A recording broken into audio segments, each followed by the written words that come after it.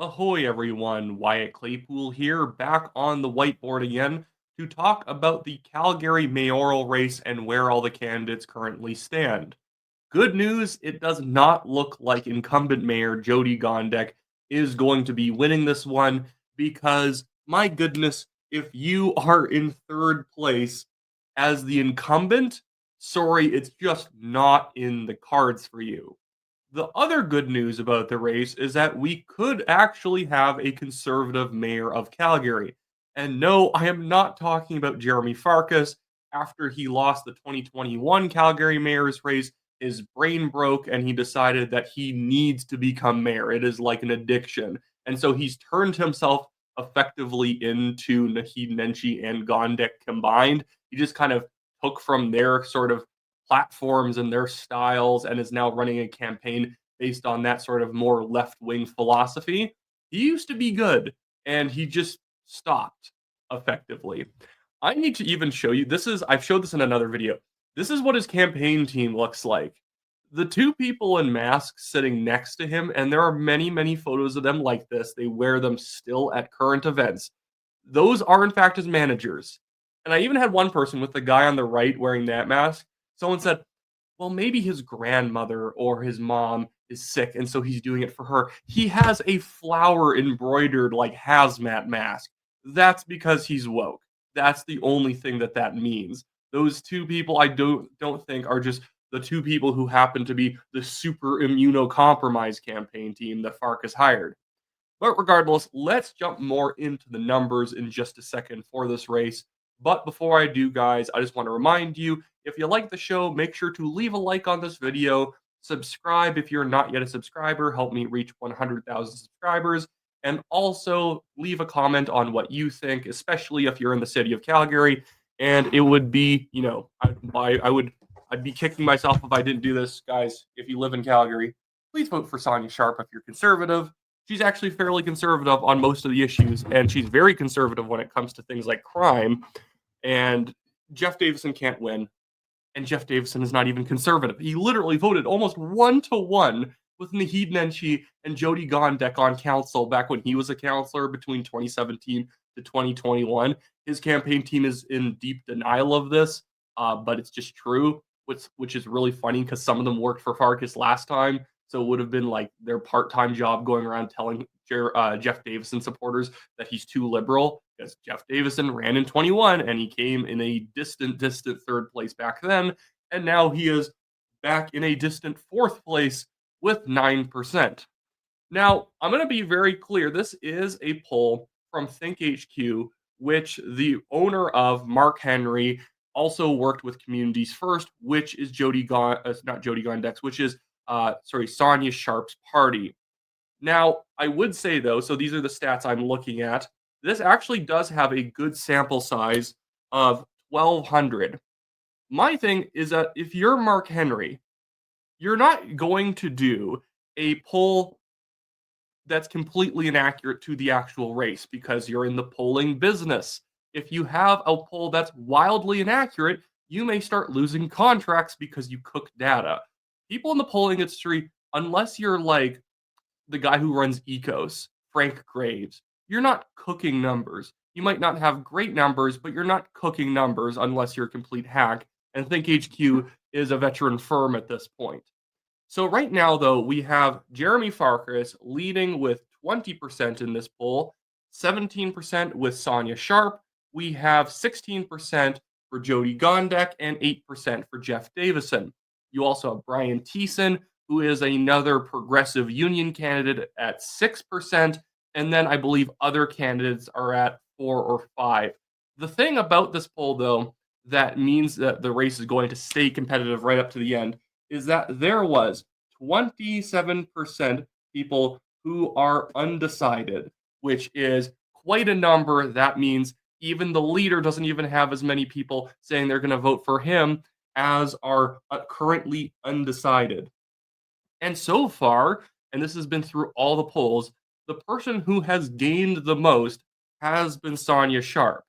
Farkas has kind of always actually been in the high teens, if not around 20%. We had that one poll from Juno News where it really heavily cut down on the amount of undecideds of the poll. He was around 32%, and Sharp was around like 24 or so, or he's at 30 and Sharp was at 24 or whatever. It's mostly just been that Farkas is almost holding at what he had last time, high 20s, and then Sonya Sharp, who has started around 5 or 6%, has been consistently moving up as she's been building credibility on issues and just frankly as the marketing has been kicking into action. We're later on in this video going to be going into a Leger poll. I don't mind the Leger polls, they're pretty good. I wish they would separate suburban and urban a little bit better because in a previous poll, what they had done was it showed that Farkas had like this really big lead, and then you actually looked at the underlying numbers. It's like, well, yeah, because you pulled 2-to-1 urban to suburban when this is a 3-to-1 suburban to urban city. When you actually looked at suburban numbers, it was basically a tie ball game between Sharp and Farkas out there where it matters. And if it was tied back then and she keeps moving up, I think that she's probably going to be able to pull off the win in general. So overall, Sharp has been going up. You've had Gondek basically falling down and then stalling out, and the entire time Farkas has stalled out. Davison, I don't even really know what to say about his polling position. He started probably around 10, 12%, and he has fallen and, like Gondek, just stalled out. It's funny too. I read an article recently from the Calgary Herald. I can link it in the description below if you guys are interested. It was showing campaign spending and intake for like donations and spending between January 1st and July 31st. That is the first date that the campaigns must disclose. We're not going to get any more fundraising information up until that point. But Farkas, and I don't want to go too much into fundraising, but he brought in around 160K, something like that. Sharp had brought in like 220K. Gondek in that period, she had been fundraising in previous years, but it was pretty mild. But her fundraising was like 149, and I think Davison's was like 142K. 142,000, 149,000, 229,000. Farkas 160. The thing with Farkas though is I believe he had like spent more than he brought in. He spent like around 200,000. So this is going to be donations up on the first level and then spending on the second consistently. Whereas Sharp had spent around like 160K.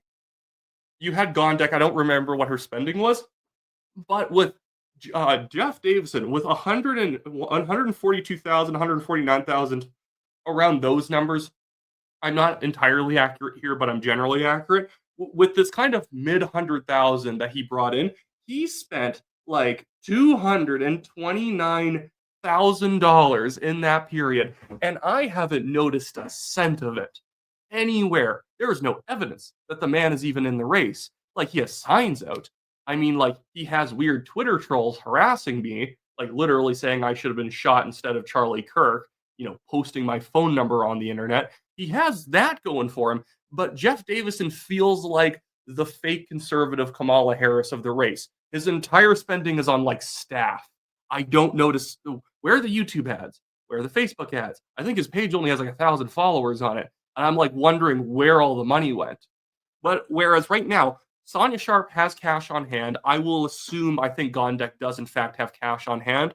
Farkas has probably kept fundraising and he can probably continue to spend at a high level because he is a front runner. But at the end of the day, though, you can't just throw out another $150,000 in the last week if you think that you're falling behind, if you don't have the donor reserves in there for you. Because if you end the race losing and with $100,000 in debt, it's going to be really hard to go around with a bag and ask people for cash just to make you solvent again for a campaign that has already lost. So right now, that Sonya Sharp does have a spending edge. Plus, because she is with the community's first party, she has people going around and able to market for her, even though she's not there herself. Where Farkas, because he's an independent candidate, and this is the same thing with Gondek and Davison, although Davison kind of works with the ABC party, they have to kind of create an entire citywide campaign just for themselves. This is actually why municipal parties are a good thing. I know people don't like them at the moment because it's change and people don't like change. It's good because it means that people actually have to take ideological stances. Because if you are on a slate of other candidates, people are going to start noticing similarities. People can't just pretend they're community leaders who just really care about, standing up for the community and freezing your taxes and things that they never actually achieve. But by sitting on a slate, you actually have to have that association with other individuals. And if everyone's a progressive, maybe this guy's just a hyper progressive. And so the community's first party, though, is able to go around and leaflet drop and do a lot of other marketing for Sonya while she is not there. So I think at some point we are going to see her leapfrog Farkas, or it's just going to be this neck and neck race until the end. I think we'll probably see Gondek mostly retain her support. I don't think it's going to bleed off anywhere. If anything, she's bleeding off to Brian Thiessen. But if you are currently supporting Jeff Davison and you consider yourself conservative, by the way, he was an endorser of George Chahal in 2021. And for some reason, he also takes very weird campaign photos like this with his campaign organizer, Brett Pierce. But if you're one of those 9%, goodness, if even just a few of you jump over to Sonya Sharp, it makes the math here so much better. Sonya Sharp even just got the endorsement from the Calgary Police Association because she's like the only one actually committing to a firm number of more police officers she will hire, which is 500. She even adopted my policy of putting police officers directly on the C trains, so that's fantastic. And a bunch of other stuff, opening a new downtown police station, trying to actually cut administrative spending and reduce the power of administration. Overall, it's not a perfect platform, but if you're a conservative in Calgary, you haven't seen anyone who's going to be this responsible since Ralph Klein was mayor. Anyways, in just a second here, I want to get to the Leger poll. Hopefully you like this little thing I did on the Think HQ one. We're going to jump over to Leger, and I will kind of explain the differences between the numbers in these two polls. Okay, I'm back. I'm just going to keep this one to just the top 3 candidates because after you get to number 4, you're really just talking about also rans who may end up grabbing like a dozen points in the polls, and that's at best. But right now in Leger, which does have more undecideds than the Think HQ one, this one, just to start off, has 35% undecided voters, which actually seems a bit high at this point because we are kind of getting towards the end.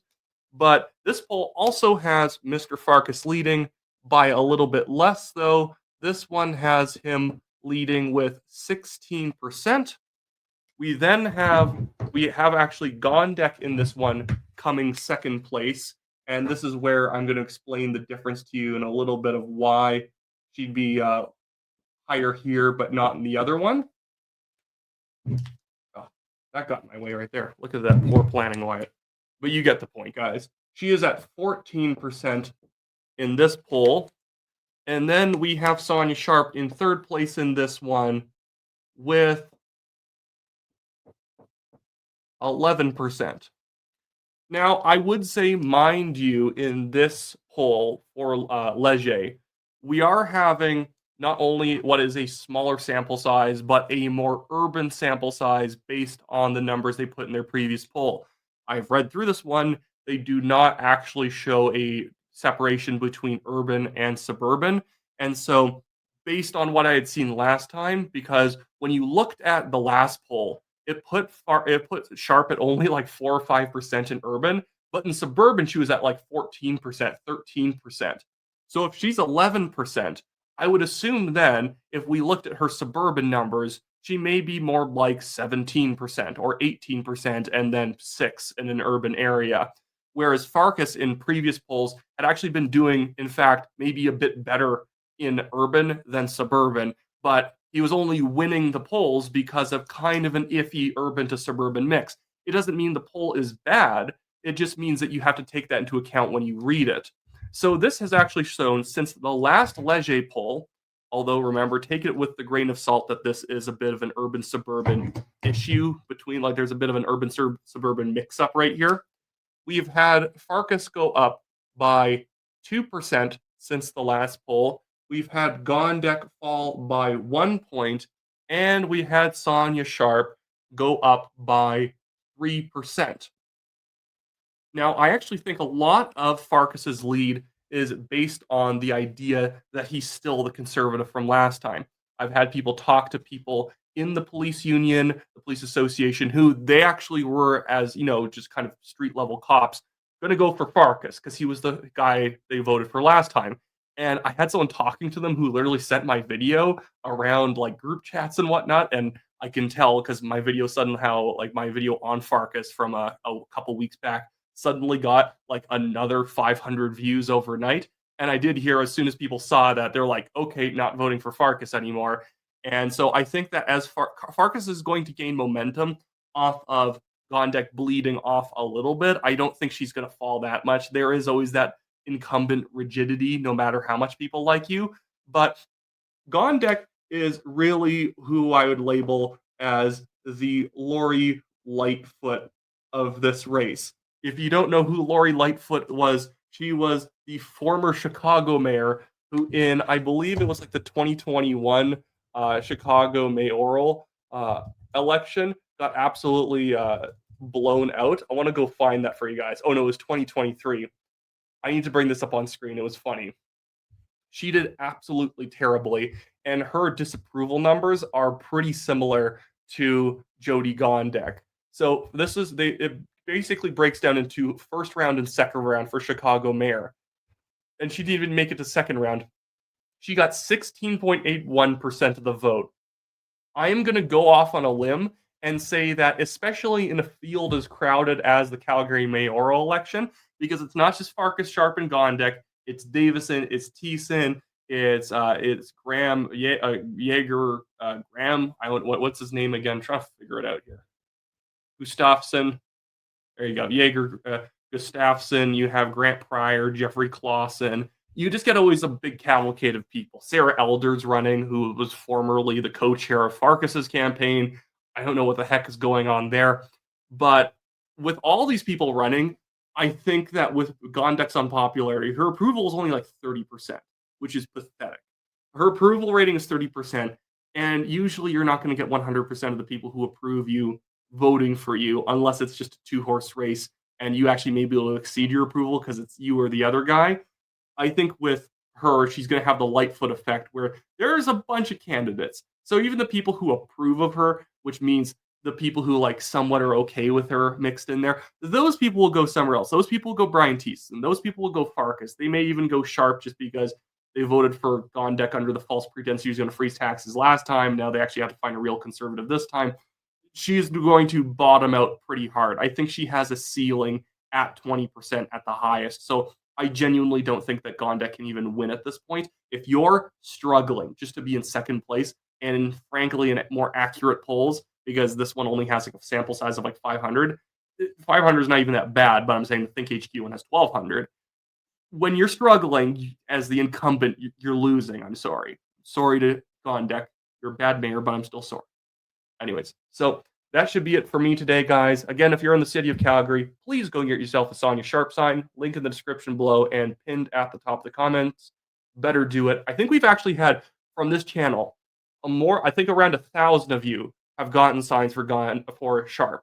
We have almost probably put out more signs for her than pretty much anyone else has.